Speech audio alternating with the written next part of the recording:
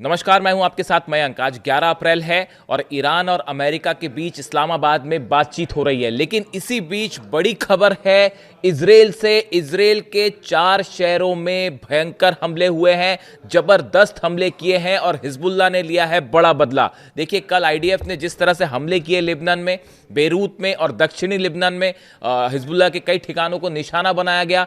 उसके बाद पिछले कुछ घंटों के अंदर हिजबुल्लाह की तरफ से बड़ा अटैक हुआ है इजराइल में।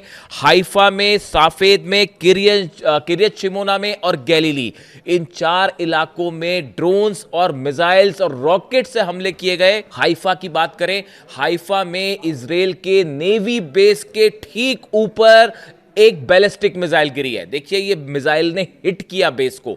ये देखिए, बड़ी सारी मिसाइल्स ऐसी फायर हुई हैं, ड्रोन्स अटैक हुए हैं, रॉकेट अटैक हुए हैं, जिसको कई को इजराइल के डिफेंस सिस्टम ने रोका भी है। लेकिन मैं आपको उन जगहों के बारे में जानकारी दे रहा हूं जहां पर हिट हुई है मिसाइल। बताया जा रहा है हाइफा में इजराइल के नेवी बेस के ऊपर एक हाइपरसोनिक मिसाइल से अटैक हुआ, जिसने नेवी बेस को हिट किया है। यह हाइफा का हाल है। आप देखिए, साफेद से तस्वीरें सामने आई हैं। यहां पे कई जगह पर रॉकेट्स गिरे हैं और एक बिल्डिंग पर भी रॉकेट गिरने की तस्वीर आई है जिसमें आग लग जाती है। इसके अलावा किरियत शिमोना में भयंकर अटैक हुए हैं। किरियत शिमोना में कई जगह सड़कों पर, बीच में जो है वो गड्ढे हो गए हैं। आग की तस्वीरें आई हैं, कई गाड़ियां तबाह हुई हैं। जो 300 से 400 लोगों का कत्ल किया गया लेबनान में, उससे हिजबुल्लाह बेहद नाराज, बेहद गुस्से में और लगातार जो है हमले हो रहे हैं। इसी तरह गैलीली में भी जो है वो तबाही की खबरें आ रही हैं। गैलीली को भी निशाना बनाया गया है।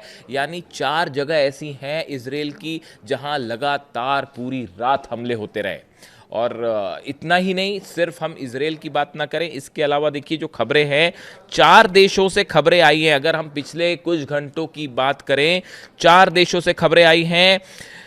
बहरीन में देखिए, बड़ी हैरान करने वाली बात है, बहरीन में भी धमाकों की खबरें आई हैं। हालांकि ईरान की तरफ से, आईआरजीसी की तरफ से बयान आया है कि बहरीन में जो हमला हुआ है उसमें ईरान का हाथ नहीं है और आईआरजीसी ने हमला नहीं किया और ये फॉल्स फ्लैग ऑपरेशन भी हो सकता है। यानी कि जो बातचीत हो रही है उसको डिरेल करने की कोशिश हो सकती है, ईरान का ये कहना है। लेकिन बहरीन में अटैक हुआ है, बहरीन में जो है वो आग की तस्वीरें सामने आई है। इसके अलावा कुवैत में ड्रोन अटैक हुए हैं। कुवैत में अमेरिका का जो बेस है उसके पास ड्रोन अटैक की खबरें आई हैं। वहीं आप देखिए उत्तरी तेहरान में भी कई जगह धमाके हुए हैं। यानी भले सीज फायर हो, लेकिन ये धमाके वाला सिलसिला जो है लगातार जारी है और लेबनान पर हमले जारी ही हैं। यानी आप देखिए, कई जगह जो है वो अब भी लगातार हमले जारी है और इस्लामाबाद में बातचीत हो रही है। यानी हालात ऐसे हैं कि किसी भी पल एक बड़ी जंग की शुरुआत हो सकती है। अब हम एक बार आते हैं बातचीत को लेकर। आपने तस्वीरें देखी, ईरान का डेलीगेशन जो है वो इस्लामाबाद पहुंचा। कालीबाफ और अब्बास अराक्ची साहब दोनों मौजूद थे। प्लेन से उतरने की तस्वीरें उनके सामने आई। सेरेना होटल में जो है वो बातचीत होगी। जेडी वैंस पहुंच चुके हैं, जेडी वैंस के साथ बातचीत होगी, उनका अपना डेलीगेशन साथ में है। लेकिन इस समय जो खबर आ रही है इस्लामाबाद से, जो अंदर की कुछ खबरें हैं, देखिए, जंग की सूरत में अब किसी को, जहां तक जंग का सवाल तक, किसी के मन में अब ये डाउट नहीं है। पूरी दुनिया इस बात को अब मान चुकी है कि ईरान ने अमेरिका और इजराइल को, दोनों को झुका दिया। ये जंग के हालात है। जितने स्ट्रैटेजिक आप एम्स देख लीजिए, ईरान ने सब के सब पूरे किए और किसी भी उद्देश्य में अमेरिका जो है वो सफल नहीं हो पाया। वो आप सब जानते ही हैं, पूरे बेस तबाह है और जो है हॉर्मूज पर कब्जा है, सब कुछ है, ये आप जान रहे हो, पुरानी बात हो गई। अब देखिए, इस बातचीत में भी अब विदेश नीति के स्तर पर भी ईरान की बहुत बड़ी जीत हुई है इस्लामाबाद में। अब आप पूछेंगे कैसे हुई है। ईरान ने बातचीत के लिए बड़ी साफ शर्त रख दी। पहली बात यह कहा कि ईरान की जितनी संपत्ति फ्रीज की गई है उसको रिलीज किया जाए। देखिए, इस समय एक बड़ा उद्देश्य यह भी है कि ईरान में जो तबाही हुई है उसके बाद वहां पे लोग बड़ी मुश्किल हालात में हैं, उनको राहत मिलनी चाहिए। ईरान में तेजी से हालात सामान्य करने हैं, ये बड़ा एम है ईरान का। उस लिहाज से ईरान की जो संपत्ति है, एसेट्स हैं जो कि फ्रीज किए हुए हैं, उनको डिफ्रीज किया जाए, उसको रिलीज किया जाए। इस चीज के लिए अमेरिका तैयार हो गया है। अमेरिका ने ये शर्त मान ली है। ये खबर अभी अभी आई है। देखिए, आज मैं वीडियो सुबह जल्दी अपलोड करता हूं, आज थोड़ा लेट किया मैंने, क्योंकि मैं इंतजार कर रहा था पुख्ता जानकारी आपके पास आए फिर आगे बढ़ा जाए। तो देखिए, ये है मामला कि अमेरिका इस बात के लिए राजी हो गया कि साहब हम आपकी संपत्ति जो है वो रिलीज कर देंगे। दूसरी चीज, ईरान अड़ गया, जब तक लेबनान में सीज फायर नहीं होगा तब तक हम जो है वो बातचीत नहीं करेंगे। इसको लेकर देखिए, अभी जो नए डेवलपमेंट है उसके मुताबिक इजराइल और लेबनान के बीच में मंगलवार से सीज फायर को लेकर बातचीत शुरू होगी। हालांकि ये मुद्दा वही है, अब नेतन्याहू अपने हिसाब से चीज़ों को तोड़ मरोड़ के और अमेरिका के दबाव में चीज़ें करने की कोशिश है, लेकिन ईरान इस बात के लिए अड़ गया है कि पहले आप लेबनान से सीज फायर करिए तभी बातचीत होगी। तो संभवतः जो हालात लग रहे हैं कि जल्दी ही इसको लेकर भी जो है अमेरिका झुक जाए, फॉर द टाइम बीइंग तो कम से कम झुकी जाए और ईरान की शर्तें मान ले। इसके अलावा आप देखिए, हॉर्मूज को लेकर भी ईरान ने अपना प्लान सामने रखा है कि हॉर्मूज जो है वो पूरी तरह तो नहीं खुलेगा, हम अपने मुताबिक खोलेंगे, एक जहाज़ों की संख्या निश्चित कर देंगे कि ये 15 जहाज़ हैं रोज़ जो वहाँ से निकलेंगे।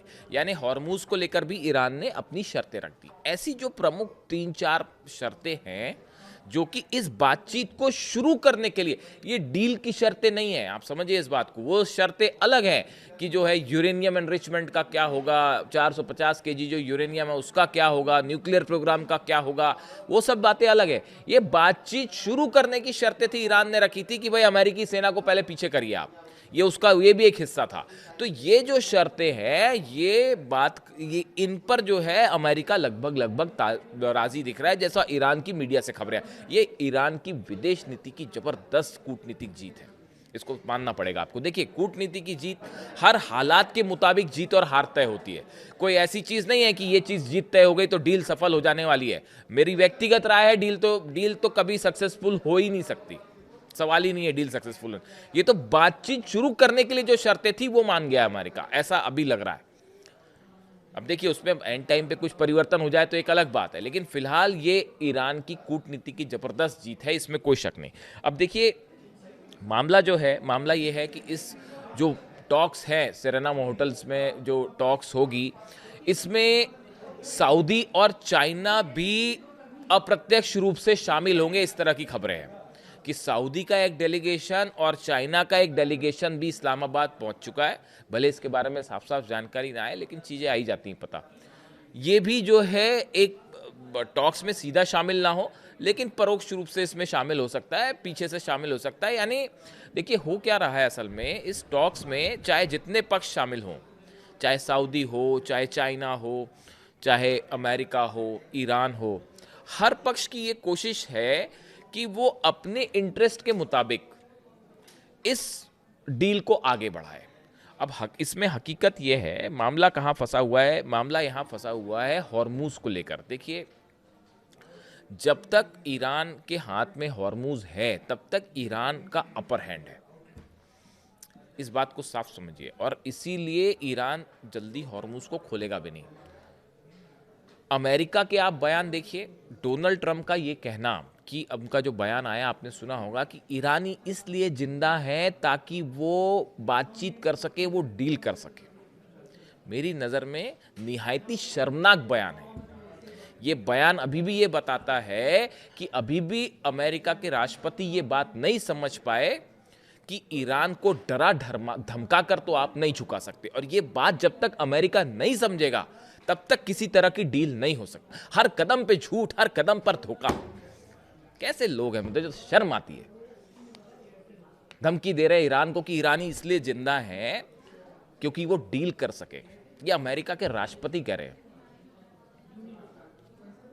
क्या कहा जाए। देखिए, ईरान में अली खामेनी साहब जो है सुप्रीम लीडर, उनका विजन एकदम साफ था। वो सब समझते थे किसकी क्या नियत है, कोई डील विल नहीं होने वाली। हर शख्स का मकसद यहां सिर्फ यही दिख रहा है कि कैसे ईरान से को फंसा के फायदा निकाला जाए, बस यही हकीकत है साहब। कोई एक भी पक्ष ऐसा नहीं है इस डील में जिस पर ईरान भरोसा कर सके। बताइए किस पे भरोसा कर सके? अमेरिका पे, जो 165 बच्चों पर हमला करके उनकी जान लेता है। सिर्फ तेल चाहिए इनको। हॉर्मुज में ट्रंप फंस गए हैं और गर्दन पकड़ ली है ईरान ने। बस हकीकत इतनी है। और जब तक ईरान के हाथ में हॉर्मुज है, दुनिया का कोई माइका लाल जो है वो ईरान को हरा नहीं सकता। ये भी हकीकत है। ये हर स्ट्रैटेजिक एक्सपर्ट इस बात को समझता है।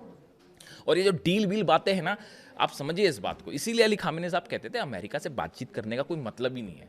मुझे तो कभी कभी ये भी लगता है कि अगर उनका असैसिनेशन नहीं होता, वो जिंदा होते ना, तो वो अपना डेलीगेशन भी नहीं भेजते और बात ही नहीं करते इनसे। मुझे तो कभी कभी ये भी लगता है। किससे बात करोगे आप? नेतन्याहू से बात करोगे, इजराइल से बात करोगे, अमेरिका से बात करोगे? क्या बातचीत करोगे? तो खैर, अब हालात ये है कि बातचीत होनी है तो ये 4-5 शर्तें जो सामने रखी थी ईरान ने, वो फिलहाल ऐसा लगता है कि उसको लेकर बातचीत आगे बढ़ेगी। लेकिन अब सवाल ये है कि इस बातचीत में होगा क्या? ये जो बड़े मुद्दे हैं, uranium 450 kilo, nuclear programme, missile programme, ये सब चीज़ें ऐसी हैं जो एक दौर में, एक बातचीत में हल नहीं हो सकती। यानी संभावना ये है कि अगर बातचीत होती है तो ये फिर कई दौर की बातचीत होगी, जैसे पिछली बार 6 दौर की बातचीत हुई और बीच में हमला हो गया। तो ये कई दौर की बातचीत हो सकती है। हो सकता है कि पहली बार में खत्म हो जाए बातचीत, मना ही कर दे वो, लेकिन कई दौर की बातचीत हो सकती है। लेकिन इसके बीच में एक कॉमन मिनिमम प्रोग्राम जो है वो सामने आ सकता है कि हॉर्मुज से ऐसे जहाज निकले जाएं, या जो है वो फिलहाल अमेरिकी सेना पीछे हटे, इस तरह की मतलब हमले ना करे। इस तरह का एक बेसिक एजेंडा तय हो सकता है, जिस पे आज जो है वो किसी तरह की मुहर लग सकती है। इस तरह की खबरें हैं। लेकिन समझौते की तरफ वो अभी कहीं दूर दूर तक सीन में नहीं है। और इस बीच जो ये खबरें हैं अलग अलग, जो 4-5 शहरों में, 4-5 देशों में जो धमाके की अगर अलग अलग खबरें हैं, और लगातार लेबनान पे भी हमले जारी हैं, और उधर हिजबुल्ला जो है वो इजराइल पे हमले कर रहा है। इन सब सूरत में, इन सब सूरत हाल को देखते हुए इस्लामाबाद से जो भी खबर आती है, वो खबर मिडिल ईस्ट में अगले कुछ दिनों में हालात क्या होने वाले हैं इसको तय करेगी। डोनाल्ड ट्रंप का ये कहना कि हमारे जहाज तैयार हैं, उसमें हम और आधुनिक सबसे हथियार तैनात हैं, और हम पिछले बार से भी बड़ा हमला करेंगे अगर डील नहीं हुई तो। यही बात अली खामेनी साहब कहते थे कि ये बातचीत करने के पहले ये तय कर देते हैं कि इसका अंत क्या होगा, इसका निर्णय क्या चाहिए। इसीलिए इनसे बातचीत करने का मतलब नहीं है कि वो पहले से ही तय कर देते हैं कि बातचीत भी करो और ऐसी बातचीत करना और यही निर्णय होना चाहिए, वरना हमला कर देंगे। तो ईरान ने कहा हाँ करना है जो कर लो, चलो। उसके लिए मुस्तफा खामेनी ने आदेश दे दिया है वहाँ पे, और पूरी सेना एक एक जो है तैयार है, और तेजी से मिसाइल प्रोग्राम फिर आगे बढ़ रहा है। ये जितने लॉन्च पैड्स खत्म हुए थे ना हमले में, वो पूरे 24/7 घंटे जो है वो काम चल रहा है ईरान में, और तेजी के साथ लॉन्च पैड्स फिर से तैयार किए जा रहे हैं, और बड़ी जंग के लिए ईरान तैयार है। यानी जंग के लेवल पर ईरान की जीत हुई है, और विदेश नीति के लेवल पर भी जबरदस्त जीत हासिल करी है ईरान ने। और देखिए कितने सारे देश आज बातचीत करने के लिए जो है वो झुके पड़े, including president of United states. तो अब इस्लामाबाद से क्या खबर आती है इस पर नजर रहेगी। जैसी अपडेट होगा आप तक पहुंचाऊंगा। Thank you so much.